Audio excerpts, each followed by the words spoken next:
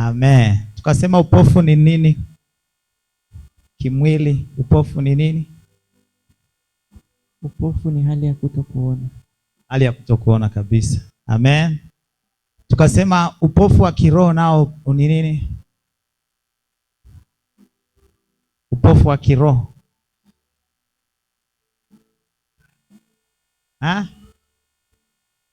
Unajaribu mama, hamna kuzomewa hapa kanisani. Unajaribu.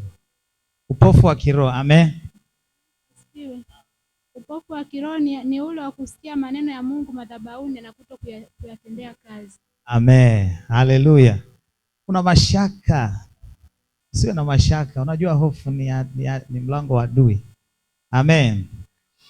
Upofu wa kiroho ni mojawapo ni kusikia maneno ambayo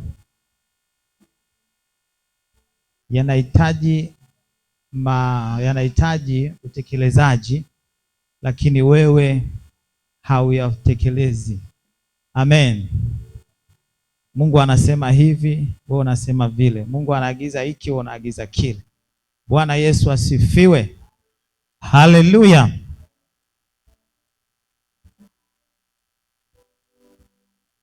Jana tuliangalia pia sababu za mtu kuwa kipofu. Tukaona kwamba ni mtu kuwa na wokovu wa mazoea. Amen. Sasa leo kwa sababu mambo ni mengi, sitarudia sana, nitaenda kwenye athari za upofu wa kiroho. Athari za upofu wa kiroho. Hebu sema athari za upofu wa kiroho. Katibu tafutie Matendo ya Mitume sura 28 mstari wa 27. Nisomee athari za upofu wa kiroho. Umeshaandika Jamani, umeandika athari za upofu wa kiroho? Amen. Nisomee Matendo ya Mitume 28 27. Maandiko yanasema, kwa maana mioyo ya watu hawa imepumbaa. Kwa maana mioyo ya watu hawa imepumbaa, na masikio yao ni mazito ya kusikia.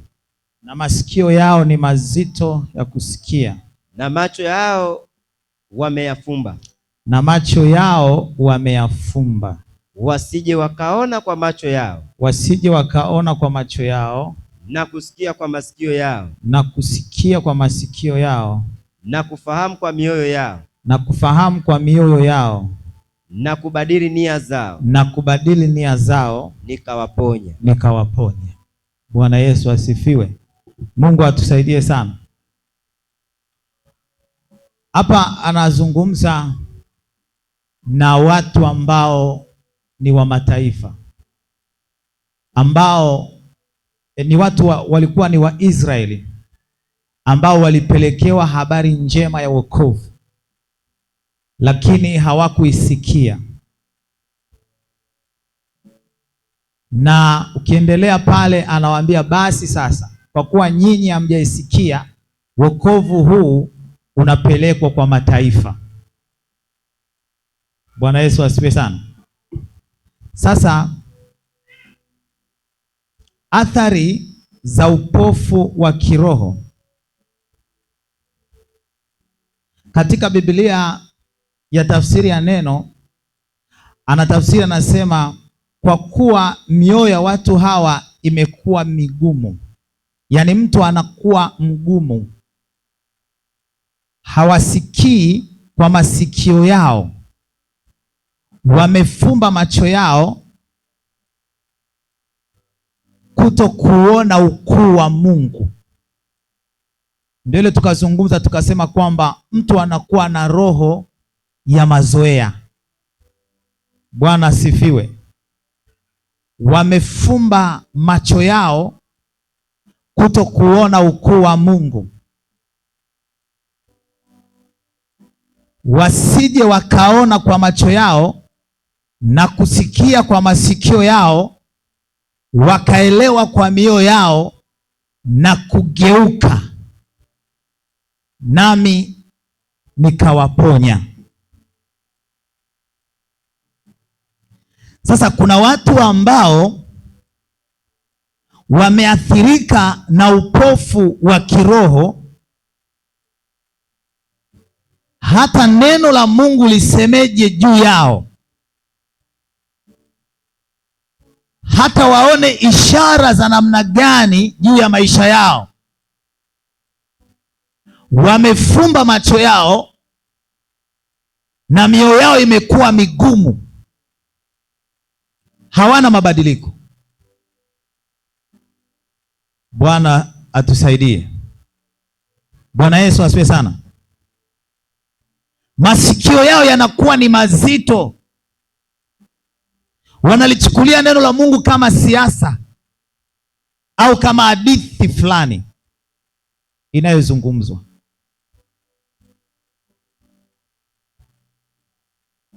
Lakini nataka nikuambie mtu wa Mungu jioni ya leo, neno la Mungu linaposemwa, linaposomwa, lina uponyaji wako.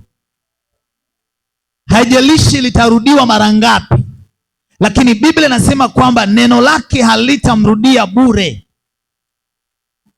Kwa hiyo ni wewe kukaa katika mkao wa kulipokea bila kujali anayelisema kwamba ulikwazana naye jana ama juzi. Haleluya. Bwana asifiwe. Haleluya. Sasa twende tuangalie athari za upofu wa kiroho. Athari ya kwanza, inakunyima mtiririko wa Roho Mtakatifu kwenye maombi.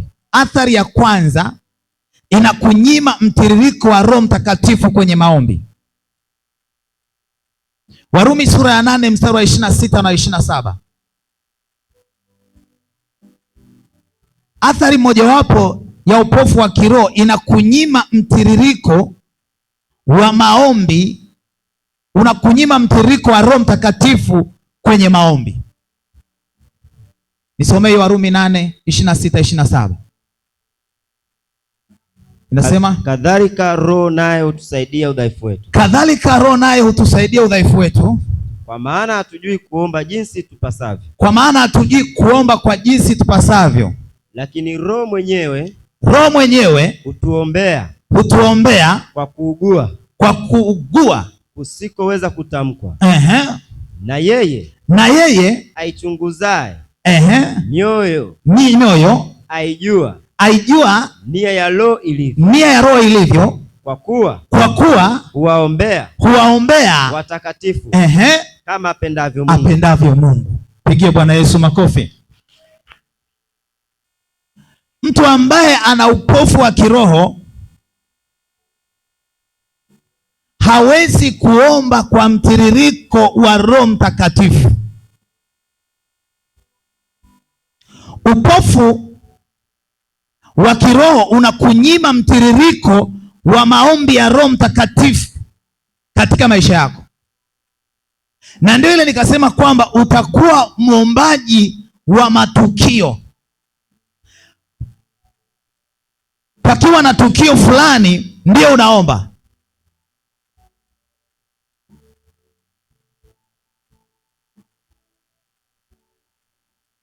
Jamani, silaha inatengenezwa wakati wa vita ama wakati wa amani?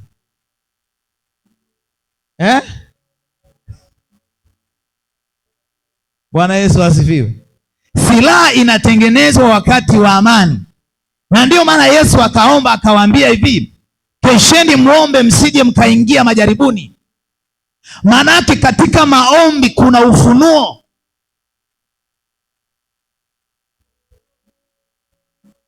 Haleluya. Sasa mtu ambaye ana upofu wa kiroho hawezi kuwa na mtiririko wa maombi ya Roho Mtakatifu. Matokeo yake atakuwa na mtiririko wa maombi ya mazoea.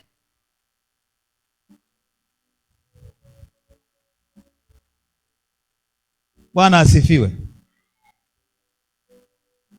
Haleluya. Sisi tunaelewa na watu wa Bwana. Kuna watu hapa kanisani nimewaangalia, ukiwaambia ongoza maombi wanaongoza, wanaomba kweli, lakini wakiwa kwenye maombi yao binafsi hawaombi.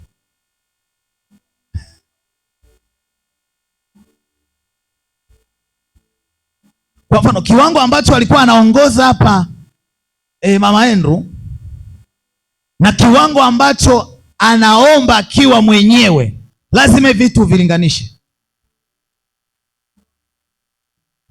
Bwana Yesu asifiwe.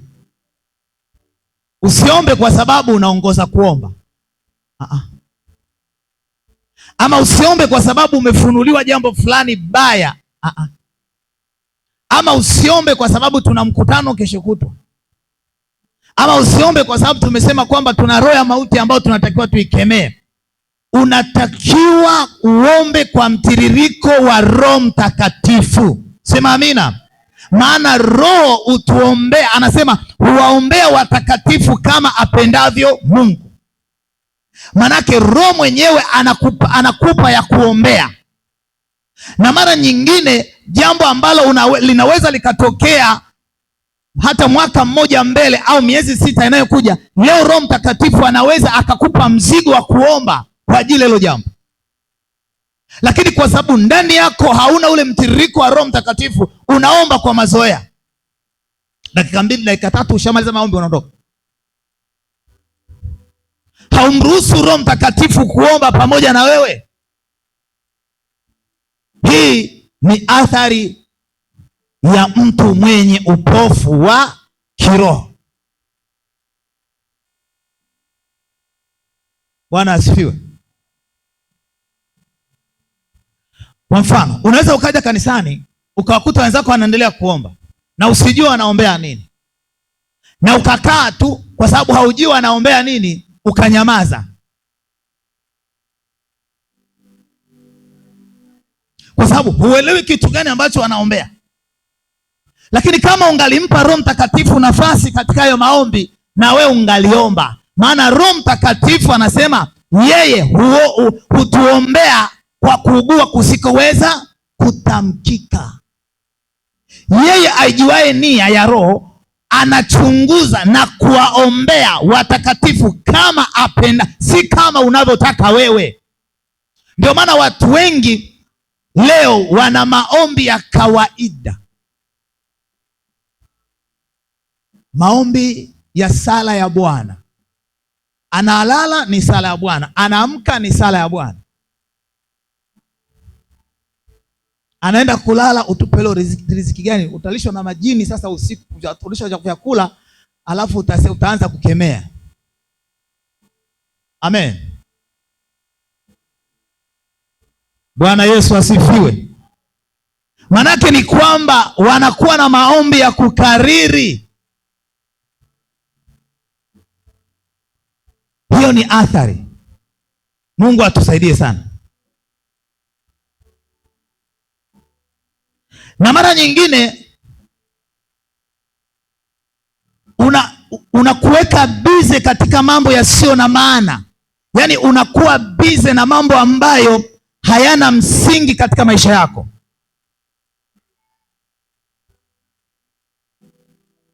Na kuingia kwenye kujadili. Kuna watu unaweza ukapiga nao story zaidi ya masaa 2 na zaidi, na wanaweza wakakaa wakajadili mambo ya siasa zaidi, lakini sio katika eneo la maombi. Manake athari za upofu wa kiroho zinamfanya mtu awe bize na vitu vingine ambavyo havina msingi yake, havileti matokeo mazuri katika maisha yake.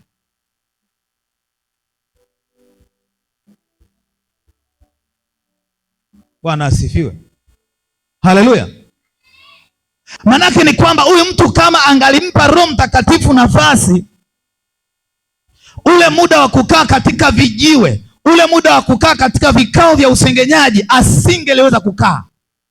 Angaliutumia huo muda kwenda kumlingana Mungu wake. Sema amina. Lakini athari za upofu wa kiroho sasa zilivyo, zinakufanya uwe bize na mambo ambayo hayana faida yoyote katika maisha yako. Bwana asifiwe. Unaweza ukaja kanisani, labda umekuja kipindi fulani, ukakuta labda wenzako wajaja. Athari ambayo inakutesa ni pale ambapo tu utakuwa na muda wa kuwasubiri wenzako, kwa kucheza game kwenye simu, kwa kupiga story na wenzako, yani hivyo. Lakini kama mnara wako ungalikuwa umekaa vizuri, ungaliutumia ule muda kuomba, maana umekuja nyumbani mwa Bwana. Sema amina. Ndio maana asipendeleagi sana watu wanaingia kanisani wanapiga story nini, asipendelea kwa sababu hamjamaliza huko nyumbani. Hapa hakuna muda wa kupoteza. Sijui unanielewa? Si tunaelewana watu wa Bwana? Roho Mtakatifu angalikushuhudia kwamba tulipatana saa 10, sasa hivi ni saa 10:15. Angalikushuhudia uombee wenzako kwamba tumechelewa, tumevunja maagano. Lakini utashangaa sasa adui anakuweka bize na mambo mengine kabisa. Mungu atusaidie. Bwana Yesu asifiwe. Haleluya.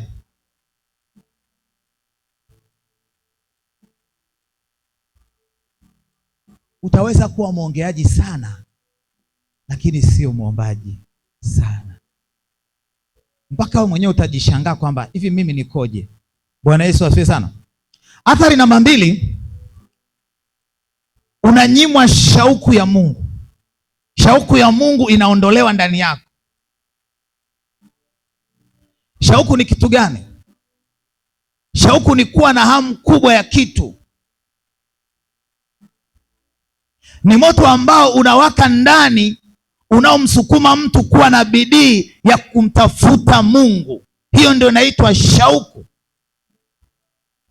Sasa mtu ambaye amepatwa na upofu wa kiroho anaga shauku ya Mungu ndani yake. Anaga kwamba leo kuna jambo jipya ambalo Mungu anaweza akalifanya kwenye maisha yangu.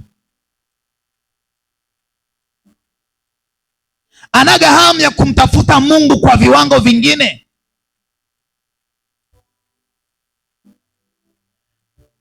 Zaburi ya 41 42, Zaburi mstari wa kwanza na wa pili, nisomee. Zaburi 42 mstari wa kwanza na wa pili, nasemaje? Inasema, nafsi yangu inamwonea kiu Mungu, Mungu aliye hai. Anza mstari wa kwanza na wa pili. Zaburi 42 mstari wa kwanza na wa pili, nasemaje? Mstari wa kwanza, ala aioneavyo shauku mito ya maji, ndivyo ndio nafsi yangu inamwonea Mungu shauku. Ndio nafsi yangu inamwonea kiu Mungu, Mungu aliye hai. Lini nitakapokuja? Lini nitakapokuja nionekane mbele zake? Nionekane mbele za Mungu. Bwana Yesu apewe sifa. Kama ayala aioneavyo shauku mito ya maji, ndivyo nafsi yangu inavyokuonea shauku. Kuna watu leo wamepoteza shauku ya Mungu. Wanakuja kanisani kwa mazoea, na mara nyingine wanakuja kanisani kwa sababu tu wanaogopa kuulizwa kwamba kwa nini leo hujaja kanisani. Lakini hawaji kanisani kwa sababu wana shauku. Bwana asifiwe. Mtunga Zaburi anasema kama ayala aioneavyo shauku mito ya maji. Ayala ni mnyama ambaye akisikia kiu sana anatoa harufu, na ile harufu inawafanya wanyama wakali kama simba na chui waweze kumpata na kumla. Kwa ndio mara nyingi ayala anakuwa karibu na maji. Mtu ambaye amenyimwa kuwa na shauku ya Mungu haoni umuhimu wa kwenda ibada, haoni umuhimu wa kuhudhuria vipindi. Na ndio yule mtu unakuta ambaye anakuwa ni mtu wa Jumapili kwa Jumapili, na Jumapili zenyewe zinapigwa 1-2. Manake ndani yake ameshaathirika na upofu wa nini? Wa kiroho. hana shauku, hana hamu ya hana kiu ya kumtafuta Mungu. Ni mtu ambaye hayuko radhi kupoteza chochote kwa ajili ya Mungu. Hayuko radhi. Yuko radhi kuvilinda vitu vyake kuliko kumpoteza Mungu. Kuna wakati Petro Yesu akamwambia Petro, je, aliambia hivi, Bwana, tumeacha vyote tumekufuata wewe, tutapata nini? Yesu akajibu akaambia, hakuna aliyeacha vyote akanifuata akakosa. Atapata mara 100 katika ufalme huu na zaidi katika ufalme ujao. Na Biblia inasema, utafuteni ufalme wa Mungu na haki yake, na mengine yote mtafanyaje? Mtazidishiwa. Sasa mtu aliyeathirika na upofu wa kiroho hawezi kuyaona haya, ila yeye ana uwezo wa kuyaweka mambo yake mbele na mambo ya Mungu yakawa nyuma. Mungu atusaidie sana jamani, amina. Sisi tuna mtu ananielewa jioni ya leo? Nimesema usiponichukua huwezi kunielewa, na ukinichukua utanielewa na utaona matokeo mazuri kwenye hichi kitu ambacho tutakwenda kuomba. Sema amina. Sema amina. Upofu wa nini? Kiroho.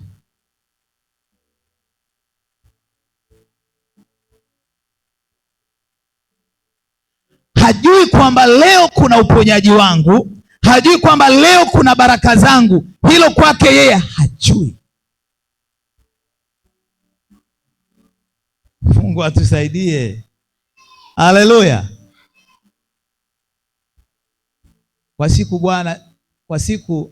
Siku moja kwa Bwana ni siku 1000, na siku 1000 ni siku ngapi? Moja. Je, uliwahi kujiuliza kwamba ukimkosa Mungu siku moja, wakati kwake siku moja ni siku 1000, umemkosa Mungu mara ngapi? Mara 1000 ngapi katika maisha yako? Je, una tabia ya kuhukumiwa pindi unapoenda nje ya mapenzi ya Mungu?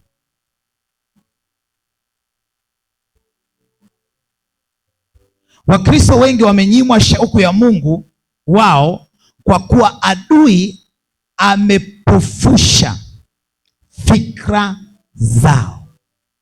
Tulisoma jana tukasema kwa Mungu wa dunia amewapofusha nini? Fikra zao. Usiombe kupofushwa fikra.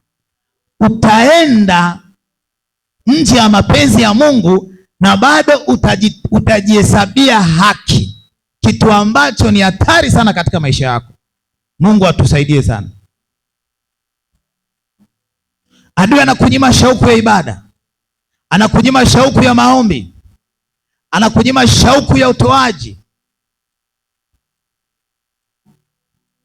Zamani ulikuwa mhudhuriaji sana mzuri wa ibada. Zamani ulikuwa mhudhuriaji mkubwa sana wa maombi. Zamani ulikuwa mtoaji mzuri sana. Lakini leo tayari adui ameshapofusha fikra zako. Inawezekana ulikutana na maneno kidogo tu. Inawezekana uliteleza mahali kidogo tu, na kwa maana hiyo adui akapata nafasi katika hiyo nafasi. Kumtumikia Mungu kuna faida gani? Nataka nikuambie, ngoja nikupe siri. Bwana Yesu apewe sifa. Tumejifunza, tulisema pale kwenye Isaya ngapi? Anasema nani aliye kipofu kama mtumishi wangu, si ndio Hebu tusome ile Isaya, nizungumze kidogo hapo. Sura 19. Sikiza kwa makini. Anasemaje? Inasema, ni nani aliye kipofu? Ni nani aliye kipofu ila mtumishi wangu? Ila mtumishi wangu. Au aliye kiziwi? Ama aliye kiziwi kama mjumbe wangu ni mtumaye? Kama mjumbe wangu ni mtumaye. Nani aliye kipofu? Kama yeye aliye na amani. Na ndio kipofu kama mtumishi wa Bwana. Unaona mambo mengi. Unaona mambo mengi, lakini huyatii moyoni. Huyatii moyoni. Masikio yake ya wazi, lakini hasikii. Lakini hasikii. Bwana Yesu asifiwe. Ngoja nikwambie kitu. Nikazungumza nikasema kwamba mtumishi wa Mungu ni nani? Mtumishi wa Mungu ni yule ambaye amempokea Yesu kwa kama Bwana na Mwokozi wa maisha yake. Anasema basi mtu na tuhesabu kwamba sisi ni watumishi wa Kristo na mawakili wa siri za nani? Za Bwana. Kuna kitu ambacho Mungu anategemea wewe ukifanye ili aweze kubariki ile kazi ya mikono yako. Sawa eh? Hujanielewa? Bwana Yesu apewe sifa. Haleluya. Kuna kitu ambacho Mungu anataka ukifanye wewe. Kuna huduma ambayo Mungu anataka uifanye wewe ili Mungu aweze kubariki ile kazi ya mikono yako. Iwe ni biashara, iwe ni shamba, iwe ni chochote kile unachokifanya. Kwa hiyo Mungu anataka ukifanye kile ili yeye apate kubariki hicho kitu. Si unalelewa? Asa mara nyingine kwa sababu adui amepiga upofu, amepoteza shauku ya Mungu ndani yetu, tunajikuta kwamba hata yale mambo yetu wenyewe, zile kazi zetu, zile biashara zetu zinakuwa ngumu kwa sababu upofu umeshawekwa. Ndio anasema mnapanda mbegu nyingi mnavuna chache. Kwa nini? Kwa sababu nimezungumza jana nikasema kwamba kipofu hawezi kufanya kitu chochote kwa ufanisi mzuri kwa sababu haoni. Sawa eh? Na tukasema kwamba kipofu sio mtu yule ambaye tunazungumza tu kwamba tunasema upofu wa kiroho. Yesu aliwaambia Mafarisayo, enyi viongozi Mafarisayo, enyi vipofu. Manake ni kwamba ni watu ambao walikuwa wanaikana kweli ya Mungu. Ukishaikana kweli ya Mungu tayari unahesabiwa ni kipofu wa kiroho. Na ukisha kuwa kipofu hauwezi kuwa na matokeo mazuri kwa chochote unachokifanya. Utasababisha uzao wa viuno vyako uwe na hali ngumu, uzao wa tumbo lako uwe na hali ngumu, maisha yako yawe maisha ya hali ngumu. Kwa nini? Kwa sababu tayari kuna kitu kimeshaondolewa kwako. Katika semina hii Mungu akurudishie shauku ya kumpenda. Sema amen. Kwani shingapi? Muulize mwataka kwani shingapi? Kwani kuna siku tunakuja hapa kanisa tunakaaga labda tuwe kwenye kambi ya maombi, si ndio eh? Si ndio jamani? Na tunatangazia jamani tarehe fulani tunakuwa na kambi ya maombi siku tatu, hakuna kutoka, hakuna mtu kutoka wala mtu kuingia. Kwa hiyo hapo unaweka mambo yako sawa. Lakini hizi siku zingine kwani shingapi? Ni masaa mangapi? Amen. Eti ni masaa mangapi? Shingapi? Masaa machache yanaweza yakakukosesha vitu vizuri katika ulimwengu wa kiroho. Unapokuwa kipofu, ukisha pofushwa ile shauku ya Mungu, kuna vitu vitakuja kwenye macho yako, utaviona kwamba ni vizuri, lakini kumbe Biblia inasema iko njia inayoonekana kuwa sawa machoni pa mtu, lakini mwisho wa njia hiyo ni njia ya mauti.